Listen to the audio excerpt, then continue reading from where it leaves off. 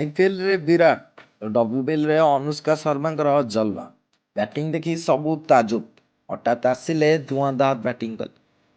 ହଁ ଆଜ୍ଞା, ଡବ୍ଲ୍ୟୁପିଏଲ୍ ମାନେ ଓମେନ୍ସ ପ୍ରିମିୟର ଲିଗ୍‌ରେ ଏବେ ଚାଲିଛି ଅନୁଷ୍କା ଶର୍ମାଙ୍କ ଚର୍ଚ୍ଚା। ଧୁଆଁଧାର ବ୍ୟାଟିଂ କରି ସେ ଚର୍ଚ୍ଚାର ପରିସରକୁ ଆସିଛନ୍ତି। ଗୋଟେ ଆଇପିଏଲ୍ ଆସିଲେ ଆରସିବି ଫ୍ୟାନ୍ସଙ୍କ ଭିତରେ ବିରାଟକୁ ଦେଖିବା ପାଇଁ କ୍ରେଜ୍ ବଢ଼ିଯାଏ। ଆଉ ଠିକ୍ ସେହିପରି ଡବ୍ଲ୍ୟୁବିଏଲ୍‌ରେ ଏବେ ଅନୁଷ୍କା ଶର୍ମାଙ୍କୁ ନେଇ ଚର୍ଚ୍ଚା ଚାଲିଛି। କ'ଣ ଆପଣ ଜାଣନ୍ତି କି ସେ କିଏ ଓ କେଉଁ ଦଳ ପାଇଁ ଖେଳୁଛନ୍ତି? ଆସନ୍ତୁ ସବୁ ଜାଣିବା।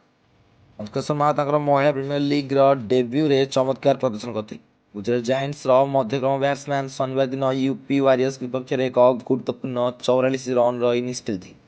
ଗୁଜରାଟ 10 ରନ୍‌ରେ ମ୍ୟାଚ୍ ଜିତିଥିଲେ। ଏହା ସିଜିନ୍ 4 ପାଇଁ ଏକ ଦୃଢ଼ ଆରମ୍ଭ କରିଥିଲା।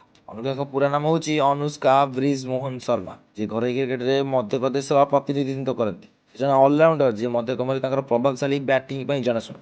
ଅନୁଷ୍କା ସିନିୟର ମହିଳା ଅନ୍ତଃ ଜୋନାଲ ଟ୍ରଫିରେ ସେଣ୍ଟ୍ରାଲ ଜୋନ୍ ପାଇଁ 58 ବଲ୍‌ରେ 80 ରନ୍ କରିଥିଲେ।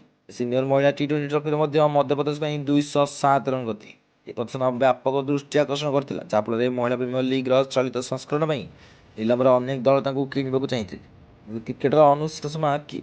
ଅନୁଷ୍କା 5 ଏପ୍ରିଲ 2003ରେ ଜନ୍ମଗ୍ରହଣ କରିଥିଲେ। ତାଙ୍କର ବୟସ 22 ବର୍ଷ। ସେ ମଧ୍ୟପ୍ରଦେଶ ମହିଳା, ଭାରତ ବି ମହିଳା, ସି ମହିଳା, କେନ୍ଦ୍ରୀୟ ଜୋନ୍ ଏବଂ ବୁନ୍ଦେଲଖଣ୍ଡ ବୁଲ୍ସ ମହିଳା ଦଳ ପାଇଁ ଖେଳନ୍ତି। ରୟାଲ ଚ୍ୟାଲେଞ୍ଜର୍ସ ବାଙ୍ଗାଲୋର ଏବଂ ମୁମ୍ବାଇ ଇଣ୍ଡିଆନ୍ସ ମଧ୍ୟ ମହିଳା ପ୍ରିମିୟର ଲିଗ୍ 2026 ନିଲାମରେ ତାଙ୍କ ପାଇଁ ନିଲାମ କରିଥିଲେ। ଗୁଜରାଟ ଜାୟଣ୍ଟସ ନିଲାମ ଜିତିଥିଲେ। ଗୁଜରାଟ ତାଙ୍କୁ 4.5 ମିଲିୟନରେ କିଣିଥିଲେ। ଅନୁଷ୍କା ଶର୍ମା କେବଳ ଟି-20ରେ ନୁହେଁ ବରଂ ଏକଦିବସୀୟ ମଧ୍ୟ ଏକ ଦୃଢ଼ ରେକର୍ଡ କରିଛନ୍ତି। ହାରାହାରି 63। ଟି-20ରେ ସେ ପ୍ରତି ମ୍ୟାଚ୍ର ହାରାହାରି 21.8 ରନ୍ କରନ୍ତି।